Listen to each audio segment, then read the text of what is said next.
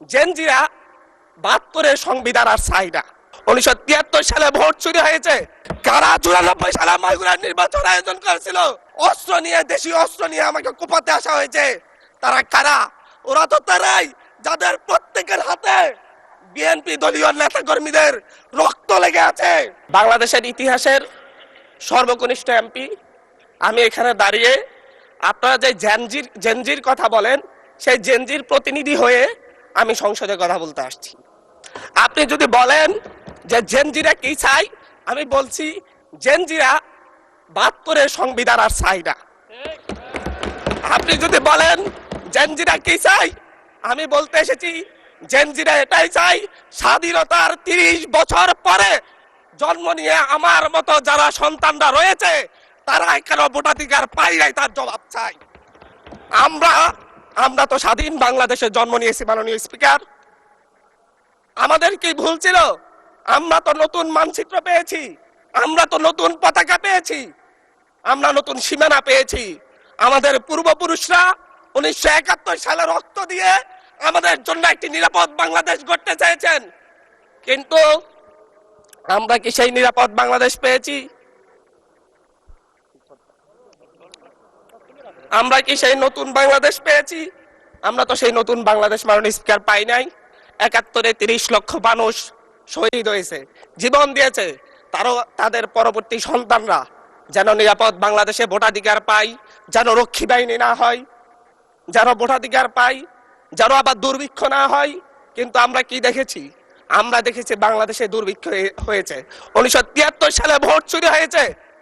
আমরা দেখেছি তার পরবর্তী সময়ে শহীদ প্রেসিডেন্ট জিয়াউর রহমান বাংলাদেশকে অর্থনৈতিকভাবে, রাজনৈতিকভাবে, গণতান্ত্রিকভাবে বাংলাদেশকে পুনরুদ্ধার করার জন্য উনি অটল ভূমিকা রেখেছেন।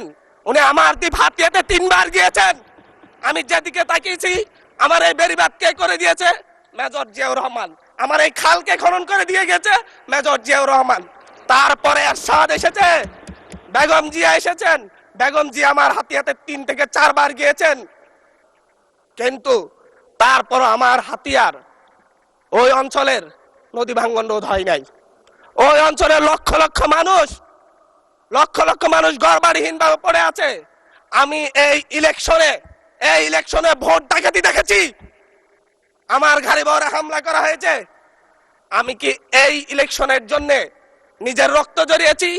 আমি আজকে স্বরাষ্ট্রমন্ত্রী আছেন, মাননীয় প্রধানমন্ত্রী আছেন, আমি এখানে প্রশ্ন করি, আমি কি রক্ত ঝরিয়েছি? আমরা রক্ত ঝরিয়েছি বলে আপনারা আজকে সংসদে প্রধানমন্ত্রী, স্বরাষ্ট্রমন্ত্রী হয়েছেন। রক্ত ঝরার পরে, রক্ত ঝরিয়ে গুলিবিদ্ধ হয়ে ৩ দিনের মাথায় গুলিবিদ্ধ হয়ে, দয়া করে থামুন মাননীয় সংসদ সদস্য, আপনার বক্তব্য অব্যাহত রাখুন। ১৪৪ ধারার মধ্যে আবার নিজেই গুলিবিদ্ধ পা নিয়ে বের হয়ে গিয়ে সংবাদ সম্মেলন করে বলেছি আবার রাস্তায় নামুন, হাসিনা পতন হতে হবে। আমরা বলেছি নতুন বাংলাদেশ দিব। আমরা নতুন বাংলাদেশ আবার প্রতারণার রাজনীতি দেখতে চাই না, প্রবঞ্চনার রাজনীতি দেখতে চাই না। যেই গণভোটের পক্ষে আমাদের মাননীয় প্রধানমন্ত্রী প্রচারণা চালিয়েছেন, যে আদেশের পক্ষে মাননীয় সরকার দলীয় সংসদ সদস্যরা প্রচারণা চালিয়েছেন, আজকে এখানে এসে কেন এটা নিয়ে আবার দীর্ঘ আলোচনা হতে হবে? আমরা ৯০-এর গণঅভ্যুত্থানের কথা বলে যাই নাই।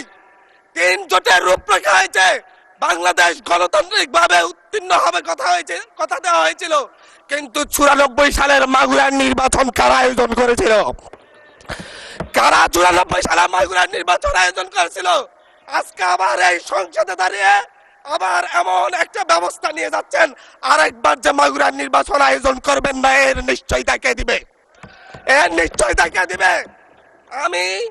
আমি আমার সবচাইতে কম বয়সী প্রার্থী হিসেবে নিজের প্রার্থীটা জমা দিয়ে এলাকায় গিয়েছি প্রচারণা করতে। ৩বার হামলা শিকার হতে হয়েছে।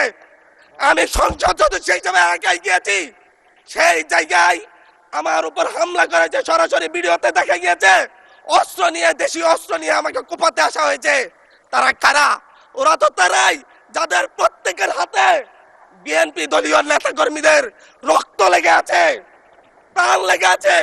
এই বিশ্বাসঘাতকতা মাননীয় স্পিকার, এই রাষ্ট্র আর সইবে না। আপনারাও সইতে পারবেন না। বিশ্বাসঘাতকতার মূল্য এই দেশে আবার দিতে হবে আপনাদেরকে। আপনারা যারা আপনাদের ভাইদের রক্ত জড়িয়েছে, খুন করেছে, খুনের মামলা আছে, তাদেরকে আবার পুনর্বাসিত করে আমাদেরকে খুন করার জন্য লেলিয়ে দিচ্ছেন। চট্টগ্রাম থেকে এক সাংগঠনিক নেতাকে পাঠিয়েছে অস্ত্র সহ আমাদের লোকজনের উপর হামলা করতে। ভোটের দিন সকালবেলা থেকে প্রত্যেকটা ভোট কেন্দ্রে অস্ত্র দিয়ে মহড়া দিয়েছে। 30টা ভোট কেন্দ্রে এনসিপির প্রার্থী, বিএনপি দুজন বিদ্রোহী প্রার্থী সহ কারো এজেন্টকে ঢুকতে দেওয়া হয় নাই। এটার জন্য কি আমরা আমাদের রক্ত জড়িয়েছি? মাননীয় স্পিকার, ইলেকশনের একদিন পরে আমাকে আর 1 মিনিট বাড়িয়ে দিবেন মাননীয় স্পিকার, 1টা মিনিট। মাননীয় স্পিকার, ইলেকশনের পর দিন এক নারী অভিযোগ করেছেন, এক নিরীহ নারী, ওনাকে ধর্ষণ করা হয়েছে শুধুমাত্র শাপলাগড়িতে ভোট দেওয়ার কারণে। 1 ঘন্টার মধ্যে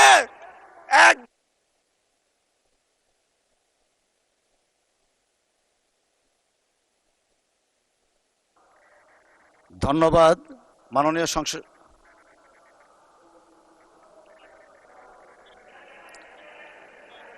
আচ্ছা ঠিক আছে, 1 মিনিটের মধ্যে সংক্ষিপ্ত শেষ করবেন, 1 মিনিট। মাননীয় স্পিকার, একজন ভুক্তভোগী নারী অভিযোগ করেছে ওনাকে ধর্ষণ করা হয়েছে শাপলাগড়িতে ভোট দেওয়ার কারণে। সার্কেল এসপি 1 ঘন্টার মধ্যে বলেছে এই ধরনের কোনো ঘটনা ঘটে নাই। আজকে 42 দিন পার হয়েছে, এখনো ডিএনএ রিপোর্ট আসে নাই। মামলা নিতে 3 দিন দেরি হয়েছে। সিভিল সার্জন অফিস তদন্ত কমিটি করে দিয়েছে, তদন্ত কমিটির রিপোর্ট জমা দিয়েছে। ভুক্তভোগী নারী জানে না তার তদন্ত রিপোর্ট কি এসেছে। এই ভয়াবহ পরিবেশ তৈরি কারা করছে? আমার মনে হয় স্বরাষ্ট্রমন্ত্রী আইনের ব্যাখ্যা না দিয়ে, আইনমন্ত্রী আইনের ব্যাখ্যা দিবেন, স্বরাষ্ট্রমন্ত্রীর এসবে মনোযোগ দেওয়া দরকার। স্বরাষ্ট্রমন্ত্রীর মনোযোগ দেওয়া দরকার। সারা দেশে কোথায় কোথায় সন্ত্রাসীরা রয়েছে সেই সকল সন্ত্রাসীদের তালিকা করে তাদেরকে বিচারের ব্যবস্থা করা দরকার। স্বরাষ্ট্রমন্ত্রীর উচিত ধন্যবাদ মাননীয় সদস্য। নেতা কর্মীরা হত্যার শিকার হয়েছে তাদের বিচারের ব্যবস্থা করা দরকার।